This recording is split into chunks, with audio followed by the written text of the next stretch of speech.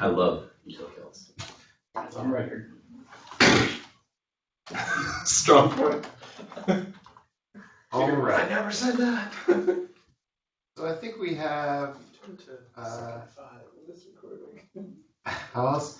Hey, there you go. Michael's all over the utility kills. How else can you trade $300 for your pride? Is what Michael asked us regarding utility kills. Okay, so we have a lot of great content updates for today. Obviously, we didn't have Community Sync last week, so we're going to get caught up with what's been happening over the last couple of weeks. We have a release coming up for next week, so we'll talk a little bit about that. We have Andy back from the UK after UK. He'll give us some updates. Stephen will then demo some of the great work that's happened from the team over the last couple of weeks, and then we'll have James talk about Upward and extensibility. So, given that we have a lot of content, I'll stop talking. I'll kick it over to Andy to get started. Sure. Hi everyone. I'm back in Austin now. Was at MMUK this week in London, which was awesome. Got to meet a few of you. Shout out to Jordan. Shout out to Rowan. Jesse. Nesh was there. Chris and John. So we had contribution day on Tuesday. So we ended up closing 8 issues, which was awesome because the contribution day was mostly like Magento, obviously focused, and only in the last couple of weeks did we know that we were going to have a representative from our team there. So it's kind of late notice, but we had Chris Wells and John Hughes threw up a few PRs. Man, I can see his face, but I can't remember his name. Did a couple of PRs. I'm sorry. It's been a long couple days here. If you would have been wearing a utility kill, you could have taken a note. That's true. I definitely should have read that down. So we closed 8 issues. I think we had 6 PRs opened or something like that, and like 2 closed as, hey, this actually works, or this works as intended. You change the setting in the back end, not the front end. So some learnings for our team too, which was awesome. Let's see. The conference itself on Wednesday was cool. There was like a marketing sales track and then like a technical track. So I wrote down a bunch of notes. Shane gave a really cool talk about basically both their experience creating their own PWA and also kind of like tips and tricks for other SIs and merchants and stuff when they go to create their first PWA. So I wrote down all the advice that he gave out, and obviously, we'll try to make all that stuff easier for y'all going forward. All the pain points that they ran into. One of his points was like learn from the first people, the early adopters that went through it.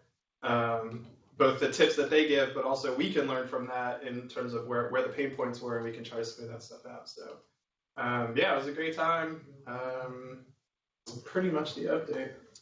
Yeah, and I think going forward, right, we have a plan to have representation from some members of the team at future Meet Magento events, right?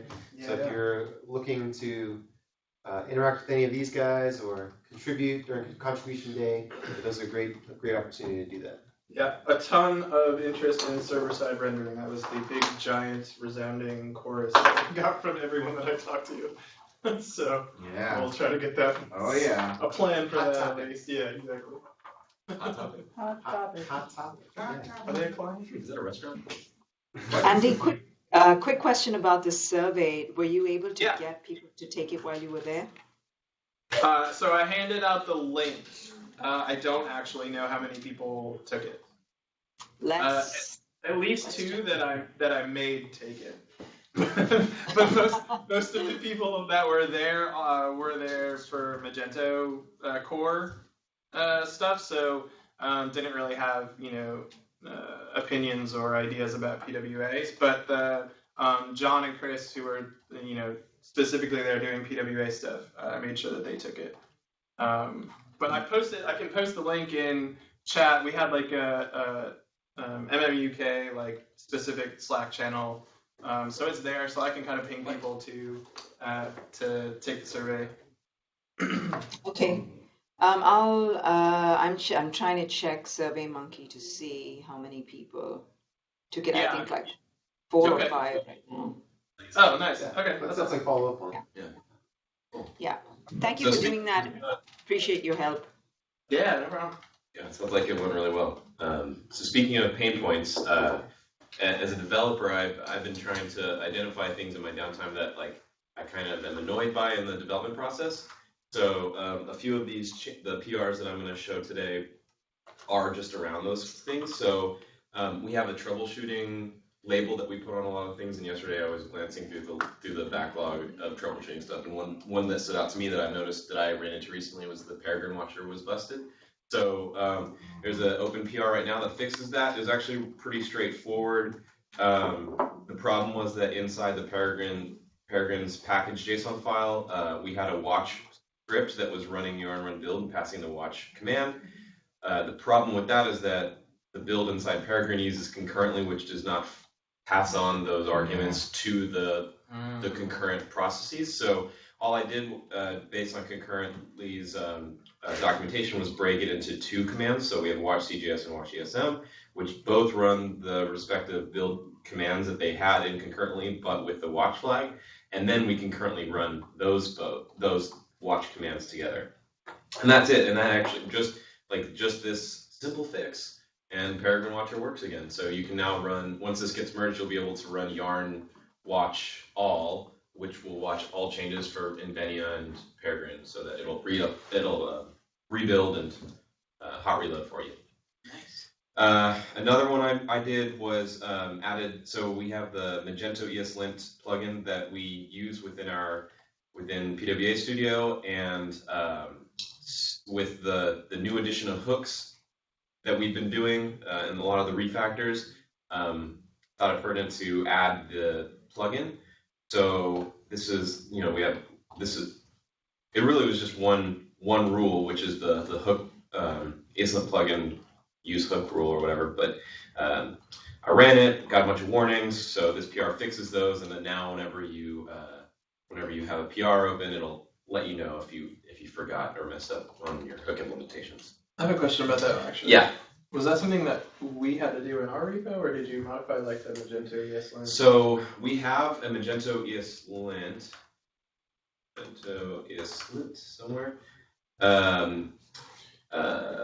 Repo. This is a Magento research, and we use that in PWA Studio. So I just bumped the in Magento ESLint config. Sorry, it's published as Magento ESLint config. So in there I added the rule, and then in PWA Studio I bumped the version. I had to add the pure dependency of React hooks, and then all the other changes in here are just addressing those warnings. Okay. Makes sense. Okay, next up. Keep moving. We have in this migration to hooks. So if you're familiar, if you've ever looked at the dev tools when you're working with something in Redux, you'll notice that our actions and our dispatches log. So we'll log the action, the payload, and the next state. One thing that I wanted to do was add a use reducer with logger hook that would basically wrap use reducer for us. So now we get output similar to the Redux output, but for use reducer. So toasts, now you can see when you call add toast, you'll have the action, the payload, the state of the reducer that got, the state of the reducer that got updated. And this is separate from Redux, but it's just a little bit, just a little quality of life thing. That's also open. And if you want to use this, if you're writing a new hook or you're writing something in Peregrine that uses React's use reducer, I'd recommend you just try to use reducer with logger from the hooks. Let's see if I can find the implementation. It is just a wrapper around use reducer here, and it only logs when you're not in production. So it won't log this. It'll only log when you're developing. Next up, Tommy had a change for a Peregrine context provider. So we added 2 context providers at the top level in our app.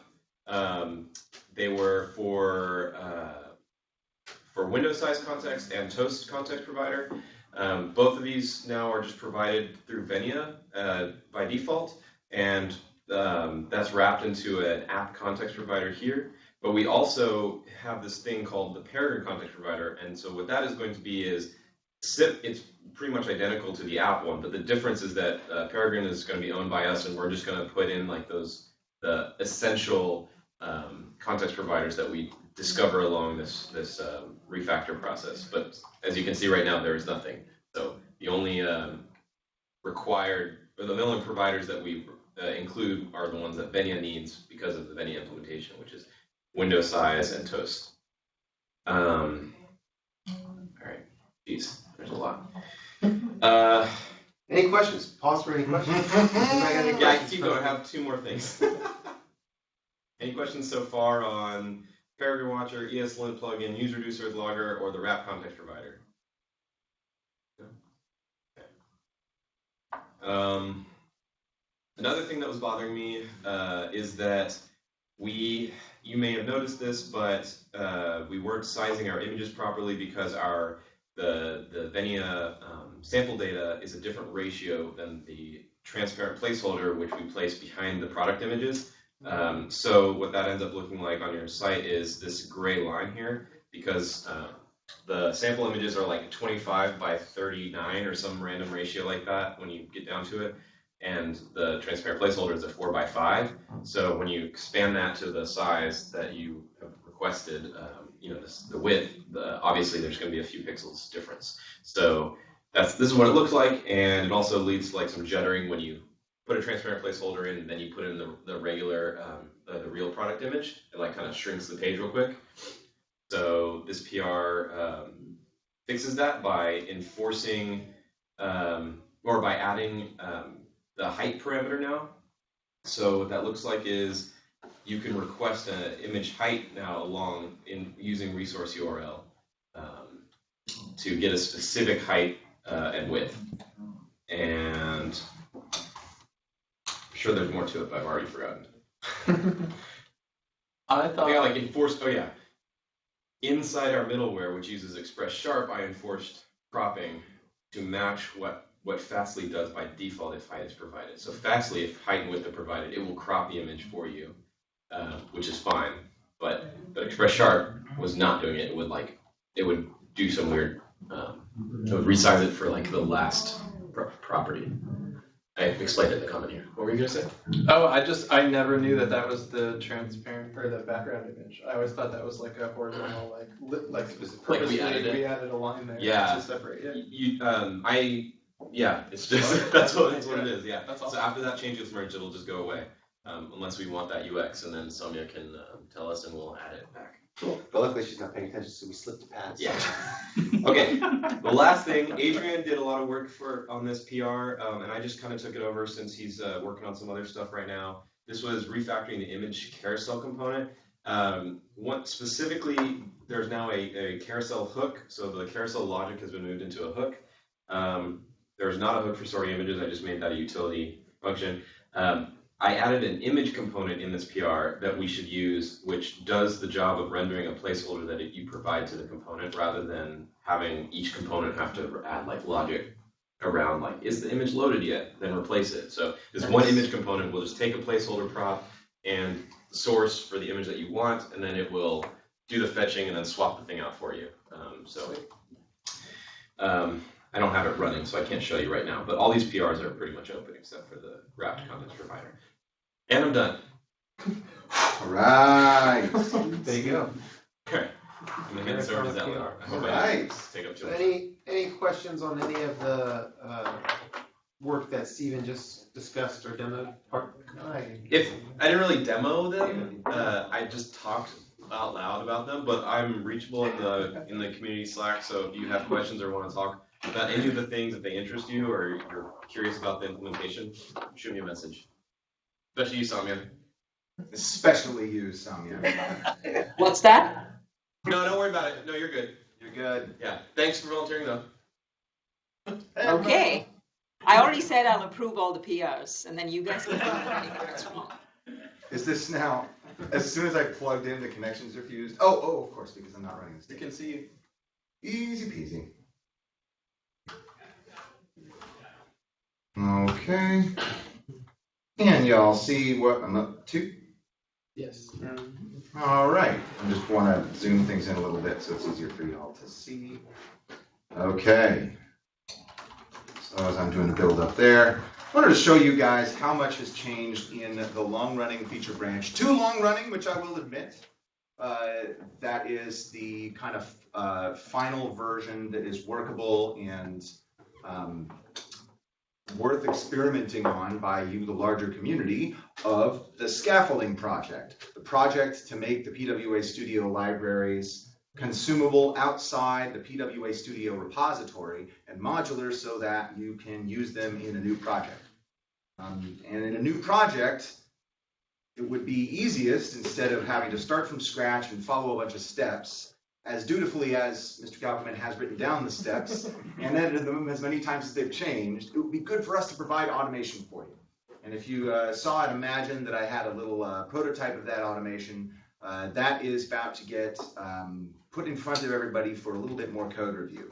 But it does involve a bunch of big changes that I wanted to go through super fast. And probably the biggest change alone is that I want to show you the Venia concept folder alone.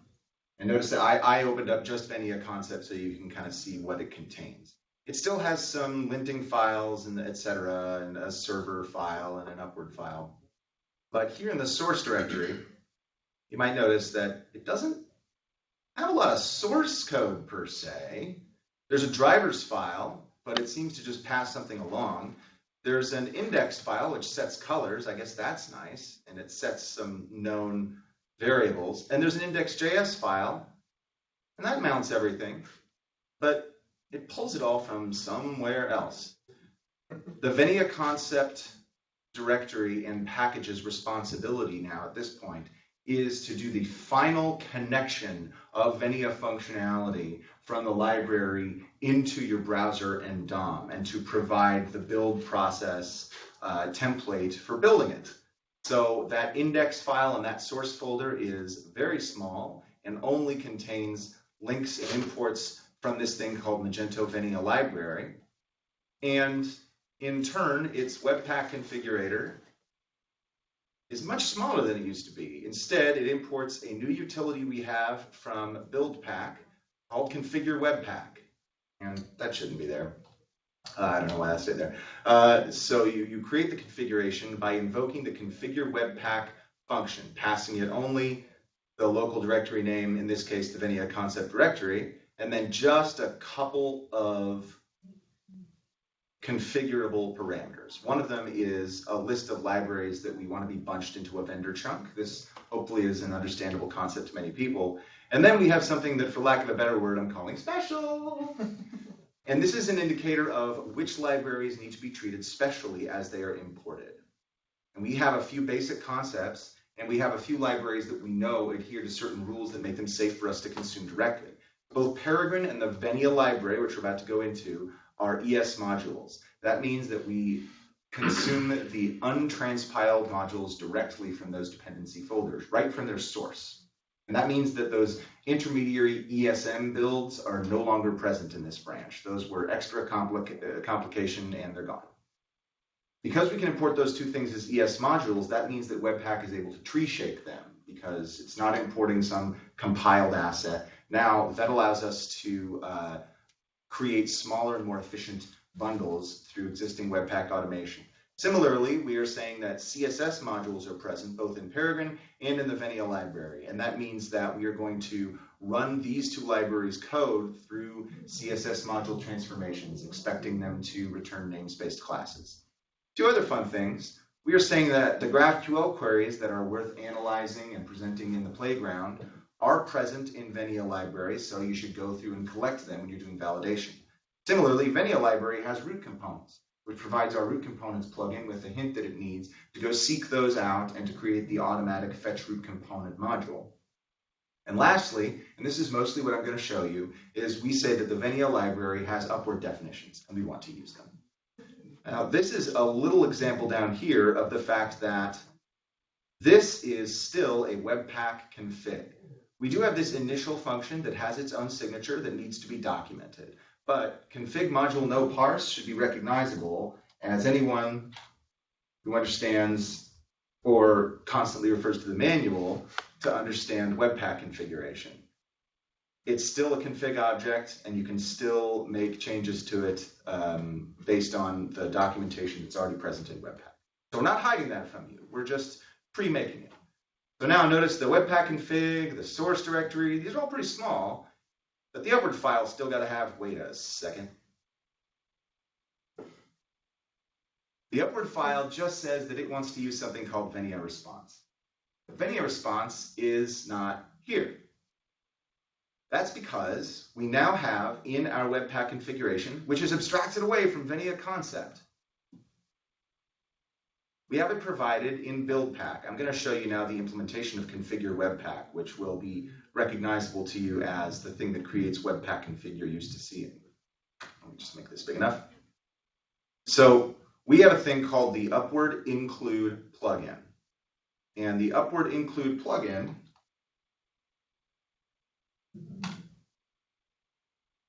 is given a list of directories that we said has the upward flag, so that'll be the Venia library directory. And in its implementation, it iterates through all of the upward directories that were marked and creates an asset map by actually walking through the upward YAML object and identifying what seems to be a file resource that it needs. And when it does this, then it puts together all of the files that upward is going to need, and then it actually merges the upward definitions together. So if we look at Venia library, that is where all of the source code you're used to seeing in Venia goes. You're used to seeing that, but instead of the index file instantiating an app, the index file just exports the app so that that can be the default import if you want to pull in the entire Venia library. And its upward file is not a complete valid upward file. It declares in its documentation above, in order to use this, you want to declare status headers and body. And then the simple old YAML merging, which might remind you of XML merging, will put this file and that file together to make a full definition of upward. And this actually can happen recursively and in the order that you state inside your Webpack config. So this is upward. If there were more that were upward, it would go through this object in order and merge on top. This may remind you of Magento modules and the way that they merge their XML definitions on top of each other. That's on purpose. Yes? You just said it doesn't in order. That's an object, though. Yeah, we're still working on it. But these days objects actually do have a guaranteed order. Really? Yeah. But anyway, we're still working on it. Yeah, I know. So now, I just assume they don't. Another thing that you might notice is upward definitions have been, I think, hard to understand for people who are new to the specification. I've heard that feedback a lot, and one thing that's been in my mind is to create like a version 2 of upward entirely, but that's a large project, and I need to take on fewer of those. But on the advice of people who told me that it's confusing to tell what is a custom identifier and what is built into upward, did a simple thing and took all the custom Venia stuff and called it Venia. This used to be called response. That was confusing. Is that an upward feature? No, it's just an object that we're building for Venia. Similarly, we have the Venia proxy. The Venia proxy happens to be a proxy, which upward knows because of these parameters. And the Venia resource, similarly, is just an object that we built in order to feed into templates that is supposed to have a model and a template property. So prefixing these things with Venia not only makes it hopefully clearer as you read it, what is Venia, and I haven't prefixed everything, I probably should, makes it clearer what is Venia stuff and what is stuff that's built into upward, like the keyword directory or the keyword inline. And then lastly, as upward expands to be not just a runtime definition, but also something that speaks to the build and says what needs to be included, we now have a no-op template include that says everything in the templates directory is something that I use. And we're exploring how this would be done, but upward is evolving into a declaration file that helps you to declare the dependencies of your project that may fall outside Webpack. So this is where a lot of SSR configuration can be done. So what happens when you build a project like this? So I did a build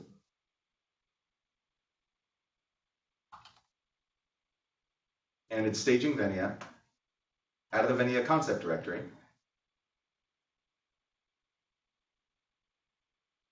And Venia works great. Those images are a little slow because it's using the onboard image optimization. You move through, you can do all the stuff. It's pulling down the Venia components from Venia library. Let's take a look at the upward definition itself that's actually running that. In our dist folder in Venia concept, there's way more stuff than there used to be. There's the JavaScript bundles. There's the service worker.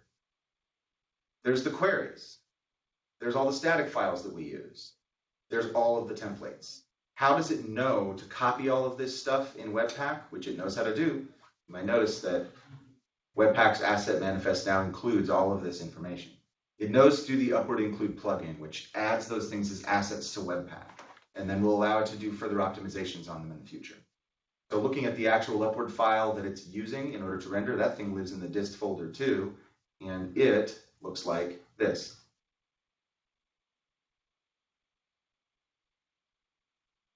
This isn't meant to be human readable. This is a merged YAML file. Right. So that is the new component and module model that I would like to promote. So Venia library is its own. Venia library is its own thing. And Venia library, much like Peregrine, is meant to eventually be broken down into even more submodules. Venia library will transitively have a dependency on more packages. This packages folder will end up very large. We'll have Venia cart. So Venia library is pretty much a React UI library. It's a React UI library.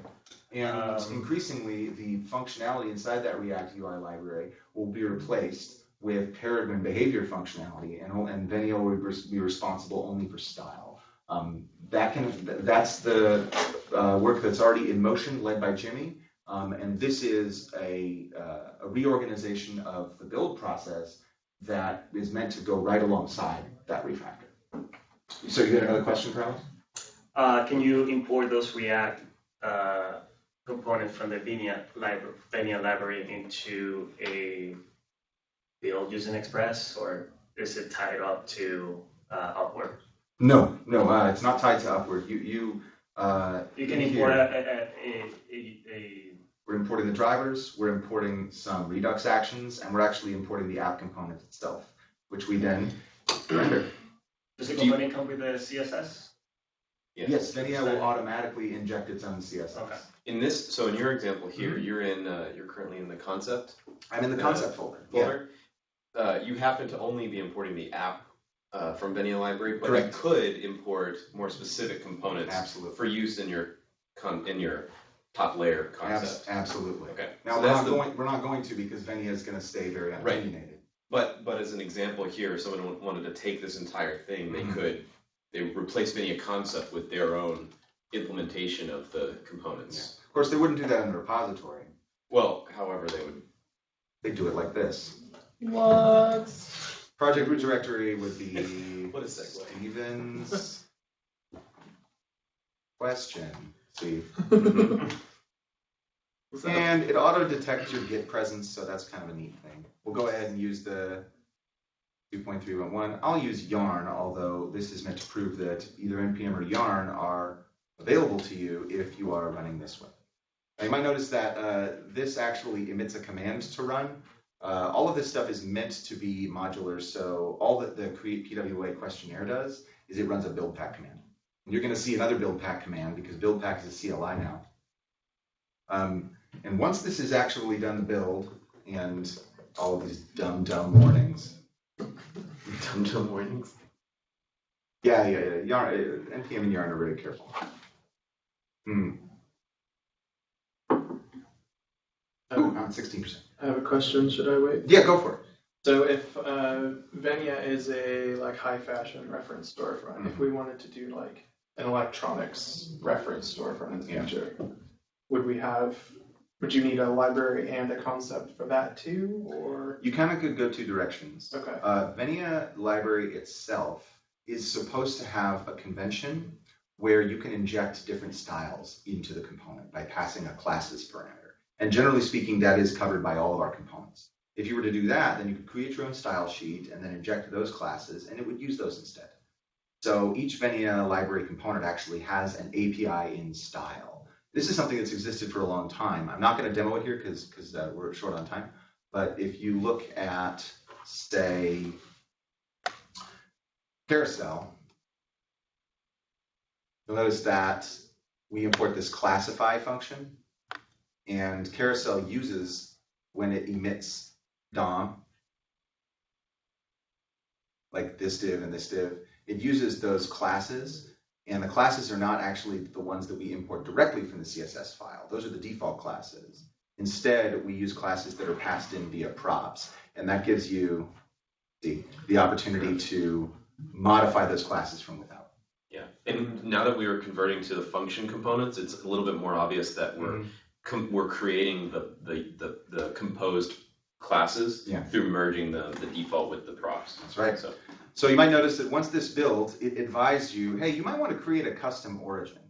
One thing that I noticed when asking people to just run the watch script immediately was A, they need to run the build script first, and B, it interrupts what they're doing and asks them to write their password because it wants to create that independent local domain that I'm so proud of.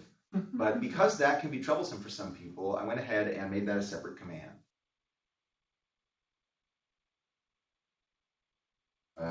Hold on.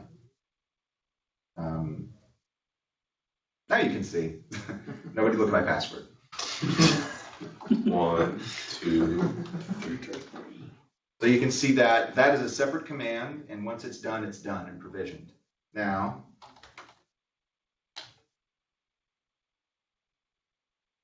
this builds, and I'll go ahead and while it's building, whoopsie daisy. That's because I changed the size of the window. No, we're just impressed by the downloading introspection. Okay, so here we are in the new repository we just generated. You might notice that it reminds you of Venia Concept because it is a copy of Venia Concept, but a copy that we made some small changes to, such as changing its name, changing this, automatically changing the author, setting the license to unlicensed, and copying in some build scripts based on which NPM client you chose, in this case, Yarn. It declares all of the necessary dependencies. In this case, I'm running it in a mode where it runs that locally, so in production, that would be, and then it declares some resolutions, which in Yarn allows us to make sure that we're not doing duplication. But in that index file, we're still importing from the Magento Venia library, and we're still rendering an app. So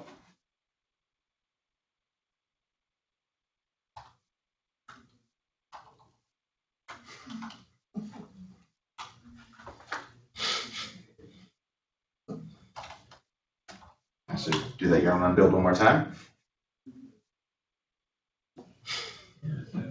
Sorry about that. All the builds. Does the watcher still work?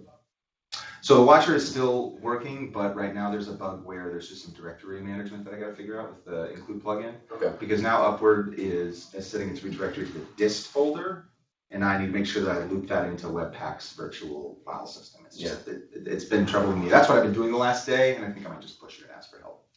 Yarn start. This is what you do inside one of these projects.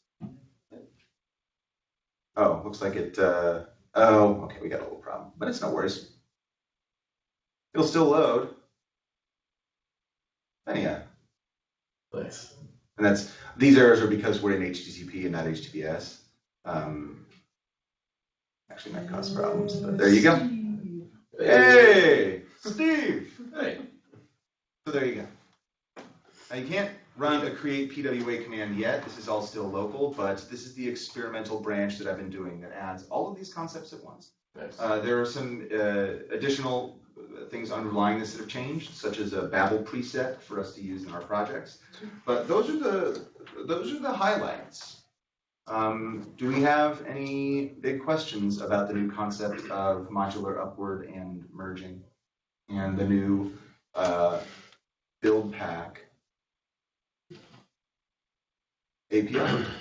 Is it any harder to tell the difference of where, like, a component, I guess this is a core team question, but like where a component should live, Venia Library or Peregrine, or is it still pretty easy? Yeah, it's easy. I mean, the Venia Concepts responsibility set is just shrunk down to the final connecting.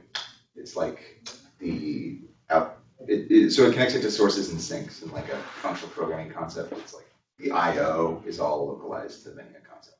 Okay, and Venia Library has components in it as well, though. That's all it has. Yeah. So is it an easy distinction to know when something should go in Venia Library versus Peregrine? That's a question for the Peregrine workshops that we've been having, and that question, this doesn't change that question. Yeah. It's just instead of being Venia Concept versus Peregrine, it's Venia Library versus Peregrine, but it's the same question. So we'll start probably moving things out. You weren't there. You weren't at the meeting. We talked about that. Yeah. We can talk after this, but I think The goal is for almost every Venia component to be kind of hollowed out so that it's just style and convention sort of props on top of a Peregrine hook, which handles almost all of the behavioral stuff. And that allows somebody to import just the hook, which is unopinionated. And it's just because hooks are finally a new concept that doesn't overload components. We were like, hey, all our storefront functionality is hooks. And that's what we're going to do. Anything else?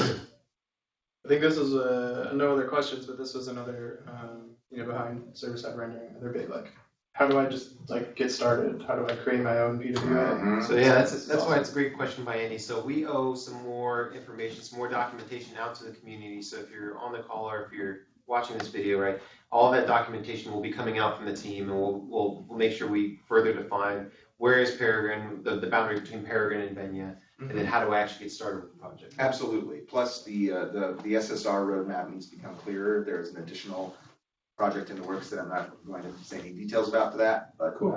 But yeah, we're listening and we're working. That's awesome. Good, thank you. Do we have any other questions on the line? I guess the last thing to quickly mention is that we have a release coming up for version 3.0.0. That release is scheduled tentatively